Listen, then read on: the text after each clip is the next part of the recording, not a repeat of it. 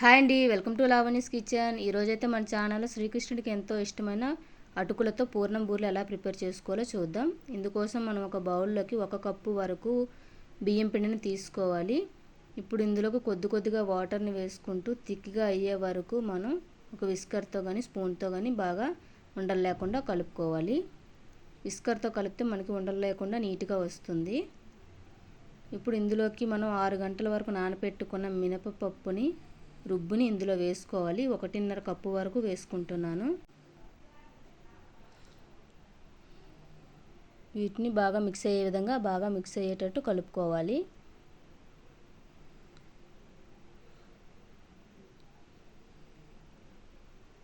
మొత్తం మిక్స్ అయ్యేటట్టు బాగా కలుపుకోవాలి.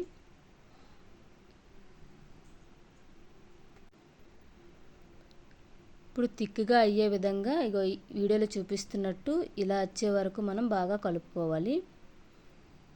ఇప్పుడు ఇందులోకి మనం రుచికి సరిపడా ఒక చిటికెడంతా ఉప్పును వేసుకోవాలి. అలాగే మనం ఇది కూడా తీయగా ఉండడానికి కోసం నేను షుగర్ని అయితే వేసుకుంటున్నాను. ఇప్పుడు మనం బూరెలు ప్రిపేర్ చేసుకోవడానికి పూర్ణాన్ని ప్రిపేర్ చేసుకోవాలి. అందుకోసం మనం ఒక బౌల్లోకి 2 కప్పుల వరకు అటుకుని తీసుకొని ఒక 4-5 సార్లు బాగా కడిగి నానబెట్టుకొని స్ట్రైనర్లో వడకట్టుకొని ఒక బౌల్లో తీసి పక్కన పెట్టుకోవాలి. ఇప్పుడు వీటిని పక్కన పెట్టుకున్న తర్వాత స్టవ్ ఆన్ చేసుకొని కళాయి పెట్టుకొని కొద్దిగా నెయ్యిని వేసుకొని ఒక 2 స్పూన్ల వరకు నెయ్యిని వేసుకొని బాగా కరిగిన తర్వాత మనం జీడిపప్పును వేసుకొని ఫ్రై చేసుకోవాలి. ఈ జీడిపప్పు బాగా ఫ్రై అయ్యే విధంగా ఫ్రై చేసుకోవాలి.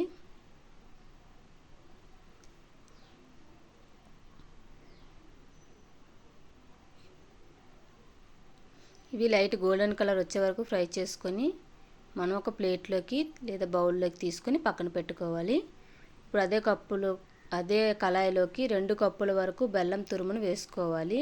అందులోకి ఒక 1/2 కప్పు వరకు వాటర్ని వేసుకొని మనం బెల్లాన్ని కరిగించుకోవాలి.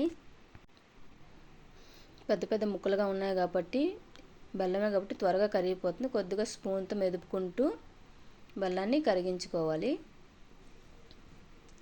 మొత్తం అంతా కరిగి ఇలా నురగా వచ్చే వరకు మనం కలుపుకుంటూ కరిగించుకోవాలి బెల్లాన్ని. ఇప్పుడు చూడండి థిక్గా అయింది కదా. మనకి తేనె ఎలా ఉంటుందో ఆ విధంగా వచ్చే వరకు మనం ఇలా కలుపుతూ మీడియం ఫ్లేమ్లో పెట్టుకుంటూ కలుపుకోవాలి. ఇప్పుడు ఇందులోకి 1 కప్పు వరకు కొబ్బరి తురుమును వేసుకోవాలి. పచ్చి కొబ్బరి తురుమును తీసుకుంటున్నాను.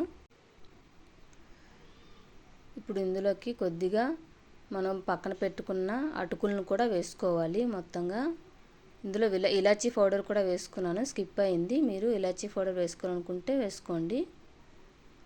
ఇప్పుడు వీటిని బాగా ఇప్పుడు కొబ్బరి తురుము వేసాం కాబట్టి మళ్ళీ వాటర్లా అవుతుంది మనకి, కాబట్టి మళ్ళీ అలా మిక్స్ చేసుకుంటూ దగ్గర పడే వరకు మనం కలుపుకోవాలి.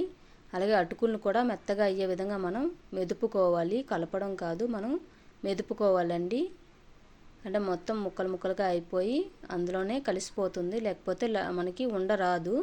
అందుకోసం మనం మెదుపుకుంటూ కలుపుకోవాలి. అందుకనే నేను నానపెట్టుకోమని చెప్పాను అటుకులు. ఇప్పుడు ఇందులోకి మనం ఫ్రై చేసి తీసిన జీడిపప్పులను కూడా వేసుకొని బాగా మిక్స్ అయ్యే విధంగా కలుపుకోవాలి.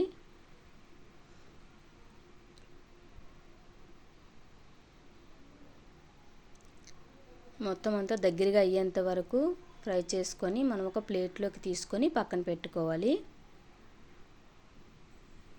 మొత్తం అంతా ఒక ప్లేట్లోకి తీసుకొని మనకి గోరువెచ్చగా అయ్యేంత వరకు మనం చల్లారనివ్వాలి. కొద్దిగా వాటర్ని తడి చేసుకుంటూ ఉండలుగా చుట్టుకోవాలి.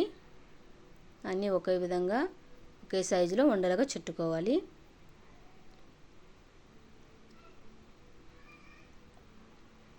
మొత్తం అంతా ఇలా ఉండలుగా చుట్టుకున్న తర్వాత మనం స్టవ్ ఆన్ చేసుకొని కళాయి పెట్టుకొని ఆయిల్ని వేడి చేసుకోవాలి డీప్ ఫ్రైకి.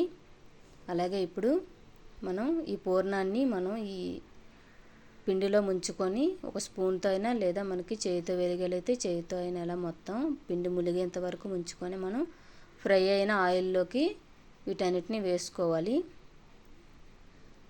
కొంచెం గోల్డెన్ కలర్ వచ్చే వరకు 2 వైపులా టర్న్ చేసుకుంటూ మనం గోల్డెన్ కలర్ వచ్చే వరకు ఫ్రై చేసుకోవాలి. ఇంతేనండి, మనం ప్లేట్లోకి సర్వ్ చేసుకుంటే శ్రీకృష్ణుడికి ఎంతో ఇష్టమైన అటుకుల బూరెలు రెడీ అయిపోయినట్టు.